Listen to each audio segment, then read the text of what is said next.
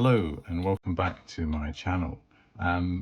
This session we're going to try and wrap up the player character creation process.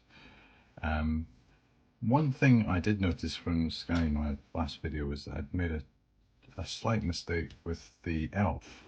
I didn't check for multiclass, and elves, are the majority of elves according to the DMG, are multiclass. So if we go back to the table on 176,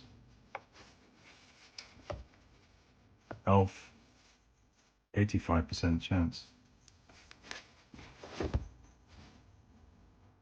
So if I get my dice,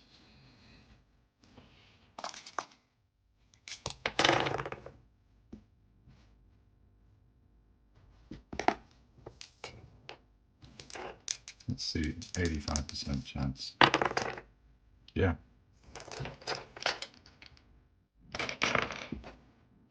So I should have checked for that.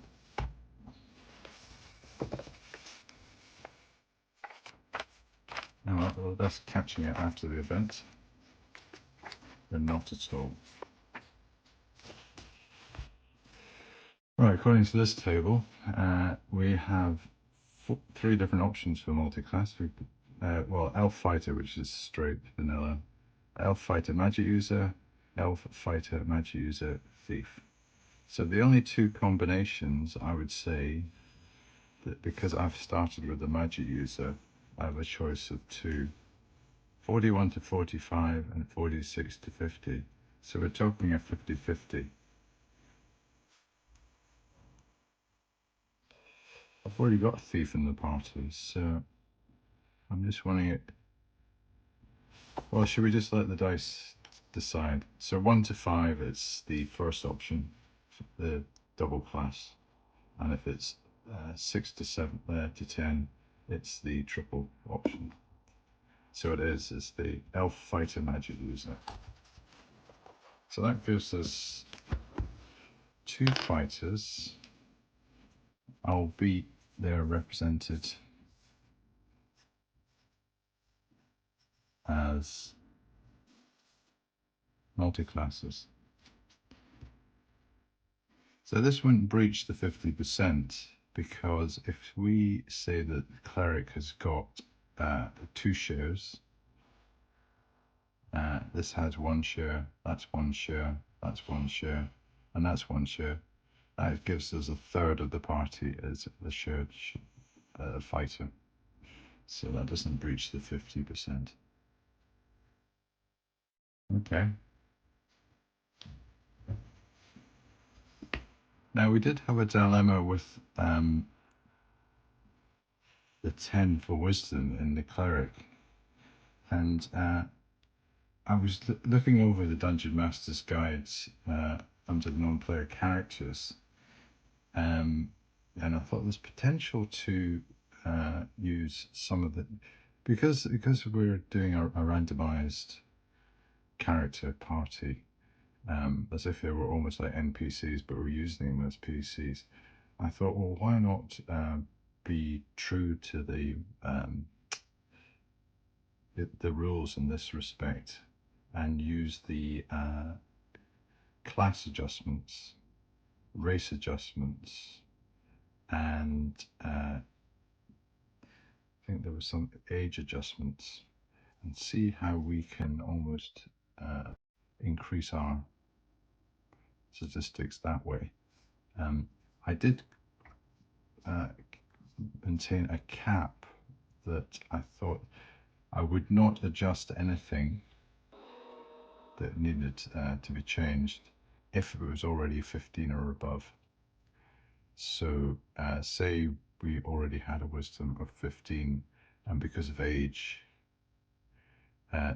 because of class, we added something to the cleric, I would just ignore that. But if it was, say, 13, I would add. If it was 2, I would add 2. It's probably clearer if we just go through each of these individuals in turn. So the relevant sections within the NPC section.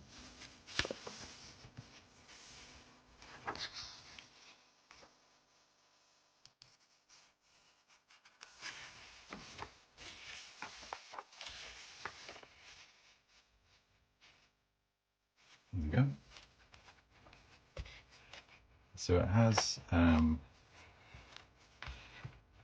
racial adjustments here and class adjustments here.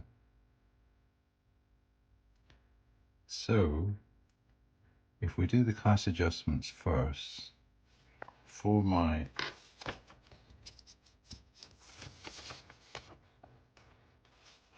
fighter thief half elf, fighter should have a strength of +2 and a constitution of +1.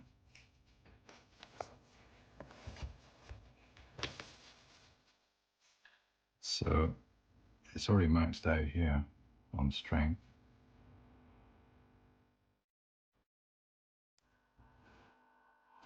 And it's already maxed out on constitution. So that doesn't apply. So let's look at the thief aspect of it.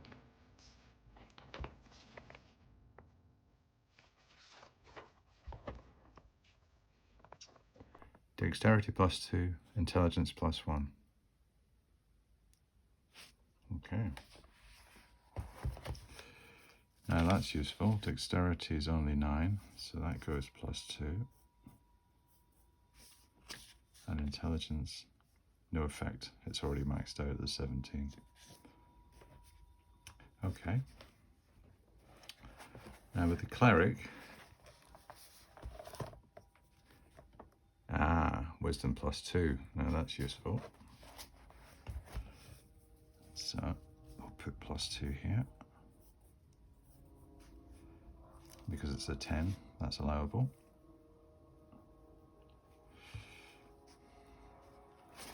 And for the magic user fighter, or fighter magic user, whichever way you want to have it. Let's go with the fighter side first. Strength +2, constitution +1. So that's useful. +2, and con, that's allowable, +1. And on the magic user side, I've got a feeling we'll be maxed out on this. Our intelligence is already very, very high. Intelligence +2, yep. Dexterity +1. Let's see if we can, yeah, the dexterity is already 16 too. So that's all the class adjustments. And because, I suppose the rationale behind this is that if we were actually rolling these up as player characters ourselves, I would not probably go for a cleric if I had a wisdom of 10 with all these other statistics. However, because this system is kind of forcing us down an avenue, we have to reflect the fact that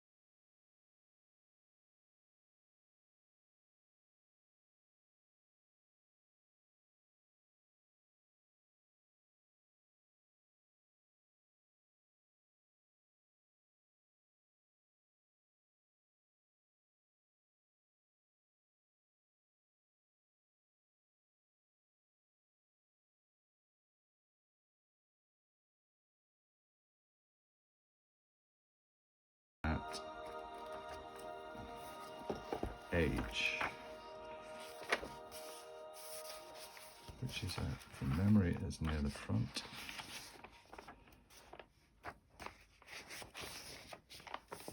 Character age, here we go. Now, multiclass, I believe the way that multiclass is done is that you take the oldest class, the one that will generate the oldest age, and then you take the highest addition to that. That's the way. I'm sure I've read it somewhere on one of the magazines or one of the support pages that was the way to interpret it. So if we take our half elf, fighter thief. So a half elf fighter starts at 22 plus 3d4. A thief starts at 22 plus 3d8. So I would rule it should be 22 plus 3d8, and the top is going to be, that's 24. So that's 46 they're going to be. Okay, well, that's quite easy to calculate. Cleric, human, this will have a variable result. So if we look at the cleric, our cleric will be 18 plus 1 die 4. Now this could have, this is where we'll be looking for a high result. Okay, let's get our die 4 out.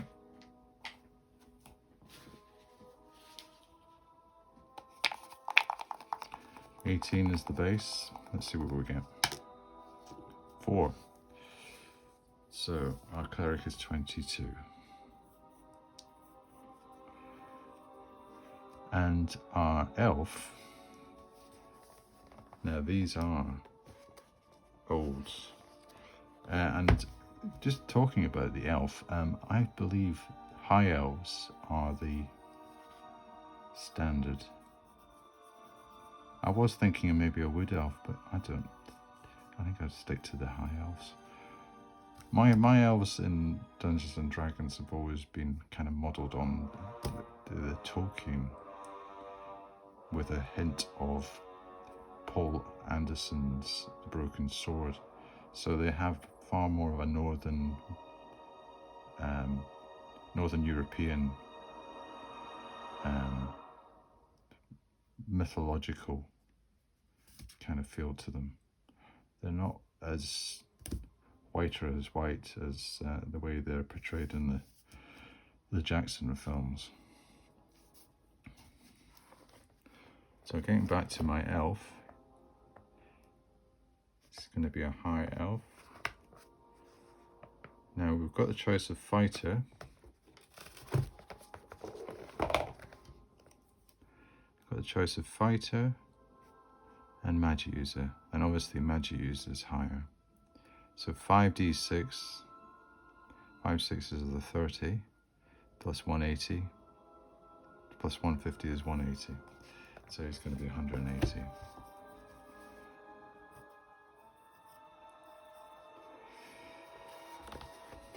Right. So let's look at the age brackets and what the effects on the attributes are.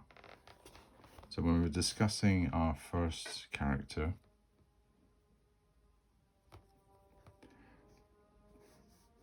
our fighter thief, half elf,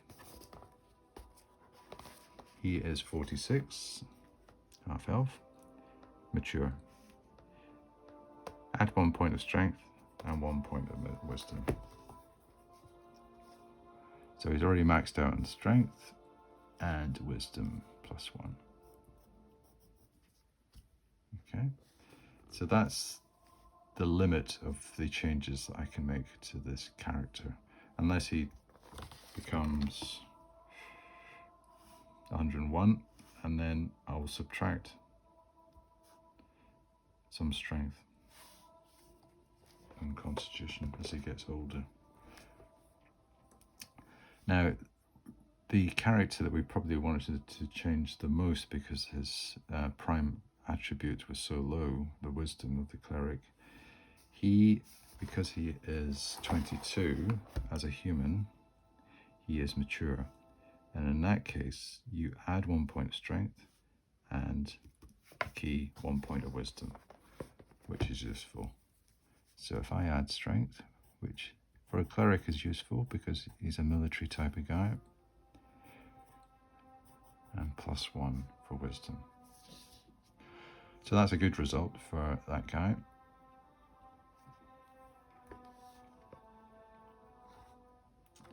And our last change that we're going to make is with regards to our elf, who is 180. So a high elf is 180. Oh, it's just crept into the mature bracket.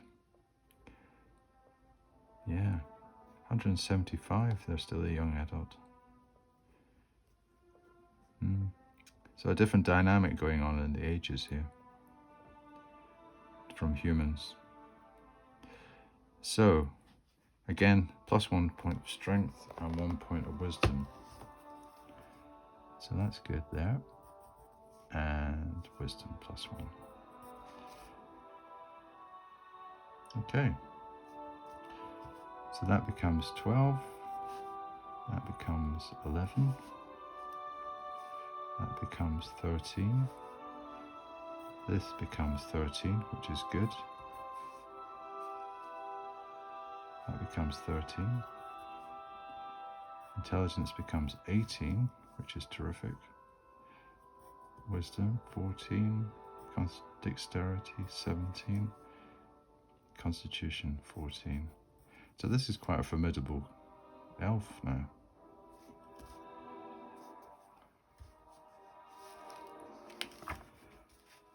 Right, to give these guys a bit of character and personalization, I think what we'll do now is we'll look at their background.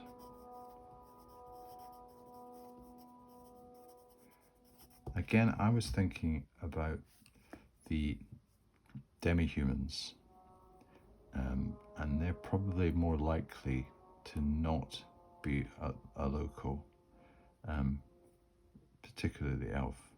So I thought I'd build in an increase to this distance calculation.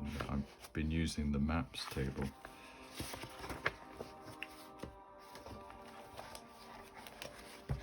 So here we have this calculation here.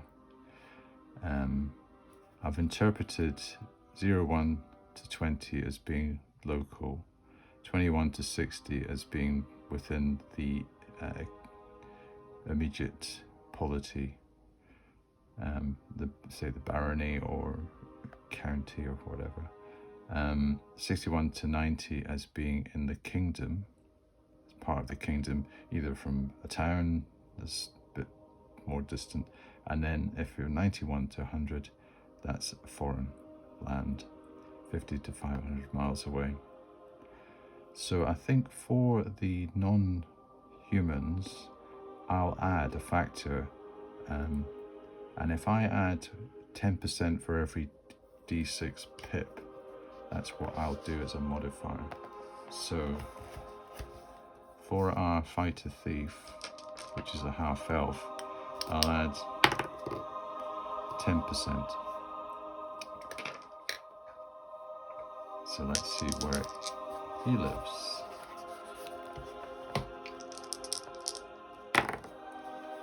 +7 plus 10, 17. Alright, so he is he's within the area. So local. That was given an interesting backstory. He's obviously been brought up with the human side of his bloodline. The cleric is just a straight roll, because he is a human. 59.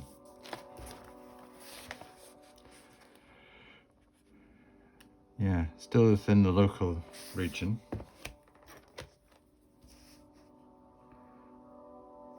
5 to 8 miles distant. So within 10 miles. Now, in the Middle Ages, some people didn't even travel more than 20 miles in their whole lifetime. So, you know, when we're saying within 10 miles, that would just be like down the road for us with cars and transport. But in pre-industrial societies, this is a distance to, you know, that some people wouldn't contemplate going a 10-mile journey. And then the elf gets our 1 die 6 modifier. So we're adding 20 onto the dice. 76, which becomes 96. So we're 50 to 500 miles distance.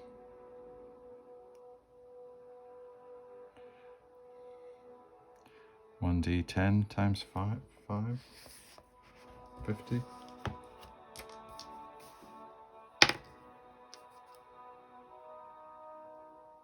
300 miles. That's more like it. It also says direction is easily determined by a quick roll of d8, basing the compass on 1 being north and simply counting round. So let's see what the direction is. Get my d8.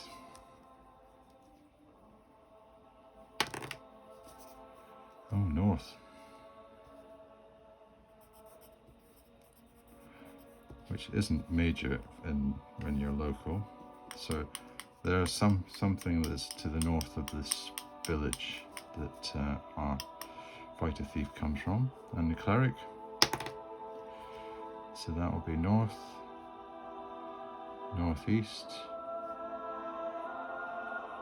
east, southeast.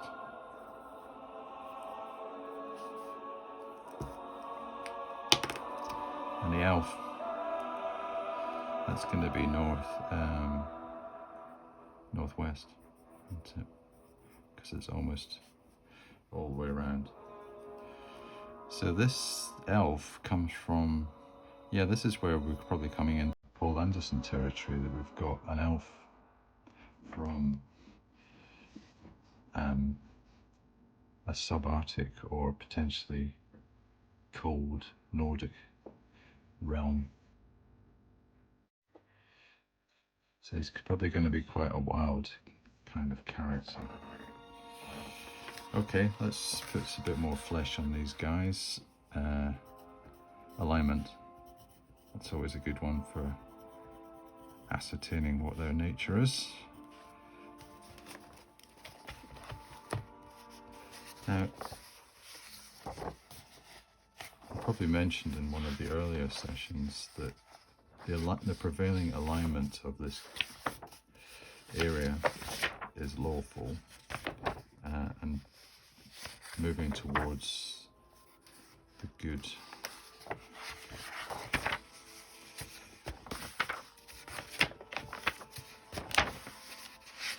The good part of this spectrum. So if we use the alignment table in the NPC to give us a kind of a feel for what these individuals would be, I think what I would do, give an override to ones that I say we came up with chaotic evil. That would probably be very unlikely. So I'd probably discount that. But let's see what we get.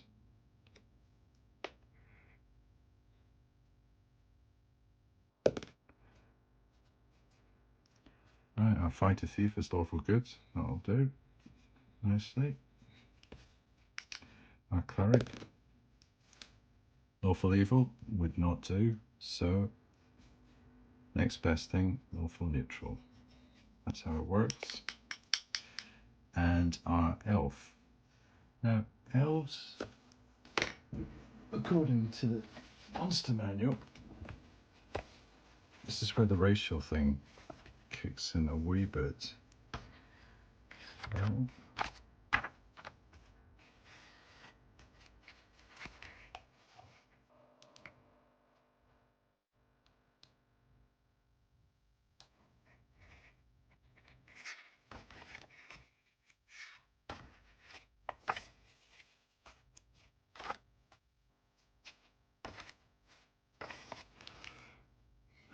Alignment.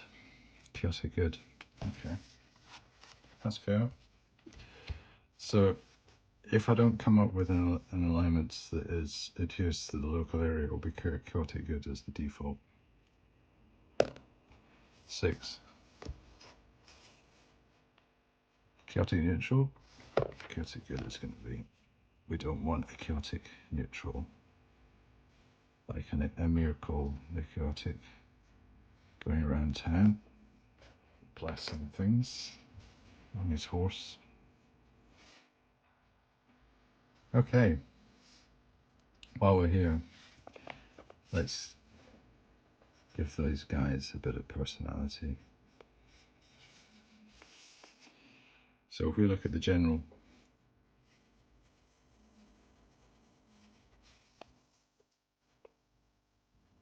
trait, what I called that in my character sheets was general tendencies. Yeah, it is. So it's a D12 with a D6.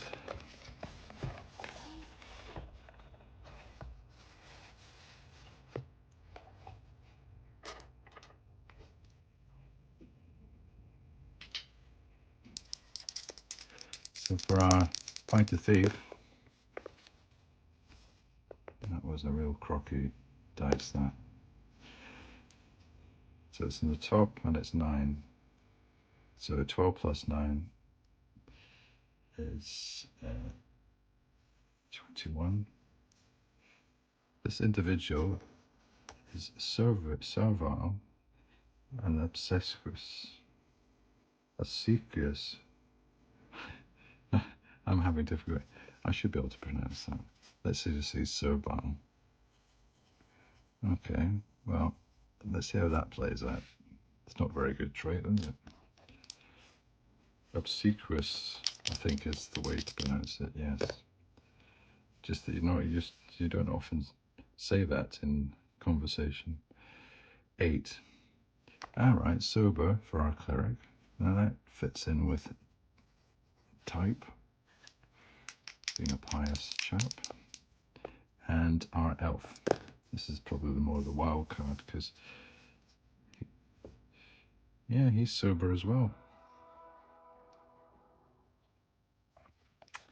Oh well, there's one servile, cringy sort of guy. Maybe he's enthralled to one of these other two. He's good, but he's kind of a bit creepy about them.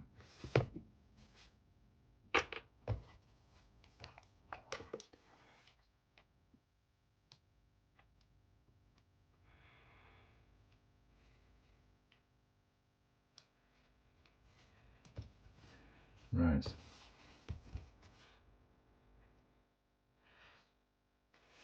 Now, I've probably done enough with these guys without going into some very boring mechanics of just actually drawing out the list of spells that they know and what all the different bonuses are for the attributes and whatever. So what I'll do is I'll do my suggestion where I was going to put these onto one sheet in different 3 sections for the 3 PCs. I think the last thing I want to do is just maybe give them some names, because whenever you give someone a name, it's locked in their personality a bit. So the ones I thought for the elf, Lindris Runeweaver. This was on the basis that it would come from a Nordic country, and because he's 300 miles northwest, it does play out that, which is quite nice. So we have Lindris Runeweaver. For my cleric, I thought Dagobert the Holy.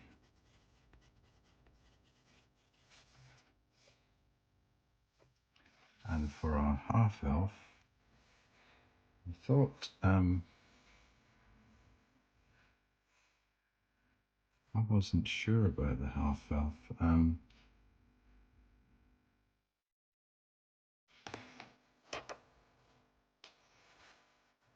Let's come back to the half-elf because his personality's changed what I thought he was going to be. I thought big butch guy, 18 strength, sharp, whatever, but he's turned out to be a bit servile. Maybe I can come up with a different spin on what servile is. It might mean that he's very loyal, or he chooses a leader and is almost like completely in thrall of them and follows them to death. That type of servile. No question mark on that. Okay. I think that's enough for just now. Plan to go on to the actual setting in the next video. So that's where I'll cover some of my world creation rules. So things like the hex setup, that type of thing. So that, you know, get your pencils out and hex sheets, and we'll be able to map out some territories together. Okay, thanks for your time, and I'll see you in the next video.